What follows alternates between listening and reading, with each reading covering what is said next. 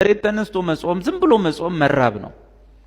አንዳንድ አገልጋዮች እንደሚሉት የረሃብ አድማ ይባላል። ምክንያቱም መጾም ዝም ብለህ በደረቅ ለመዋል ነው ወይ ደግሞ ለጤንነት ነው ካል ጥሩ ነው። ለጤንነት ነው። ከሮቡ ጾም በኋላ ሮብ ትጾማለህ፣ ሐሙስ ትሰክራለህ። እንደዚህ ነው ሃይማኖተኛ ስትሆን ምንም ማይለውጥ ነገር ነው የምታደርገው ማለት። ወተት አትጠጣም፣ ጠላ ትጠጣለህ። በዛን ቀን ላይ ሰው 40 ቀን ወተት አይጠጣም። በዛን ቀን ላይ ግን ቢራ ይጠጣል።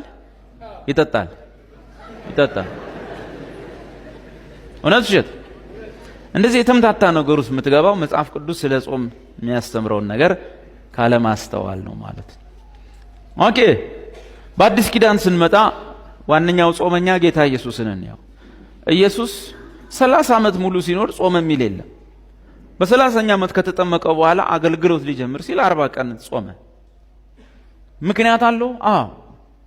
ለምን? አዲሱን ኪዳን ሊጀምር ነው። የአዲሱን ኪዳን አገልግሎት ወንጌል ስብከት ሊጀምር ነው።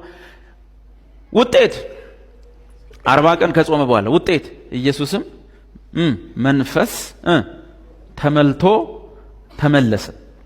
ሄደ በመንፈስ ተነድቶ ሲመለስ 40 ቀን ጾመ። ከዛስ መንፈስ ተመልቶ ተመለሰ። በመንፈስ ቅዱስ ተሞልቶ የት ገባ? ምኩራብ ገባ። እግዚአብሔር ቀብቶኛል ብሎ በአደባባይ ተናገረ። ጸብ ከዛሽ ቀን ጀምሮ ጸብ ተጀመረ ማለት። ለዚህ የገባበት ምክንያት አለው። በመንፈስ ተነድቶ ነው እንጂ እንትና 40 ቀን ጾሟል እንትና 7 ቀን ጾሟል ብሎ አልገባም። የእንትናን ጾም ሊደግም አይደል፣ የራሱ ጾም ነው። አዲስ ኪዳን ሊጀምር ነው። 40 the new beginning ነው። አዲስ ጅማሬ ነው። አዲስ የሕይወት ስርዓት የሚመጣበት ሲሆን 40 ሁል ጊዜ። ለዚህ ሙሴ 40 ቀን ጾሞ ሕጉን እንደጀመረ ኢየሱስ 40 ቀን ጾሞ ጸጋን ጀመረ።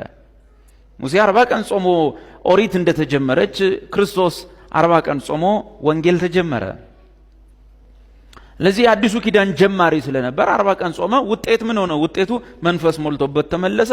ወንጌልን ሰብክ ዘንድ ቀብቶኛል ብሎ ጀመረ። ከዛ በኋላ ሐዋርያቱ እንኳ ኢየሱስ እኮ የዛሬ ዓመት 40 ቀን ጾሟል ብለው እነሱ 40 ቀን ጾም ጸሎት አልያዙ። በየዓመቱ የኢየሱስ ጾም ብለው አልያዙ። የማውቅ ጥሩ ነው። በሌላ ቦታ ሐዋርያት ሥራ ውስጥ ደግሞ ስታይ ሐዋርያት ሲጾሙ ታገኛቸዋል። ለምን ጾሙ? ወደ አሕዛብ አገር ሄዶ ወንጌል የሚሰብክ ሰውን መንፈስ ቅዱስ እንዲነግራቸው። ሁሉም ሲጾሙ ሲጸልዩ ሲያመልኩ መንፈስ ቅዱስ በርናባስና ሳውልን ለጠራዋቸው ሥራ ለዩልኝ አለ። በርናባስና ሳውል ላይ ጸልየው እጅ ጭነው አሰናበቷቸው። አለቀ። ምክንያት ነበራቸው። ወደ አሕዛብ የሚሄድ አገልጋይ ፍለጋ ውጤት አለው። በርናባስና ሳውል ተለዩ። ከዛ በኋላ ሌሎች ሰዎች እያዩ አምና ለበርናባስና ለሳውል የተጾመው ጾም እያሉ የበርናባስ ጾም የሚል አልጾሙ። ብዙ ጊዜ የምን ጾም እያሉ የሚጾሙ ሰዎች በሕይወታቸው ትክክለኛ የጾም ልምድ የላቸው። ለምሳሌ የእግዚአብሔርን ፊት ለመፈለግ እስቲ ሰሞኑን ከየትኛውም ነገር ከልከል ብዬ እግዚአብሔር ፊት እስቲ ልጾም ልጸልይ ከአንዳንድ ነገር ልከልከል ብለው አይቆዩም። እግዚአብሔርን ፍለጋ ኦር ደግሞ ቤተሰብ ውስጥ ልጅ ታሞ አክስት ታሞ ወይም ጎንተ እስቲ ለልጄ ጾሜ ልጸልይ ምናምን ልምዱ የለም። እንደዚህ የለም። መጽሐፍ ቅዱስ ውስጥ ያለው ልምድ ሰዎቹ ጋር የለም። ስርዓት ብቻ ነው። የሆነ ዝም ብሎ ታውጇል። የሆነ ወር ላይ ጾም ይጀምራል። የሆነ ምንድነው ቅበላና ፍሰካ አለው። ቅበላውን የደነስክ የሰከርክ ትቀበላለህ። በማግስቱ ትጾማለህ።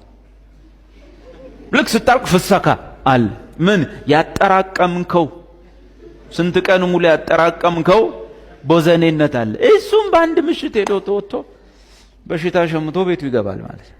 ወይ ጥርሱ ተነቅሎ ወይ ግንባሩ ተፈንክቶ ሰው ቤቱ ይገባል። በጾም ፍቺ ማግስት የብዙ ሰው ጤና ይቃወሳል። ሄዶ ማይደባደበው ማይሳከረው ቢያንስ ሆዱ በቅባት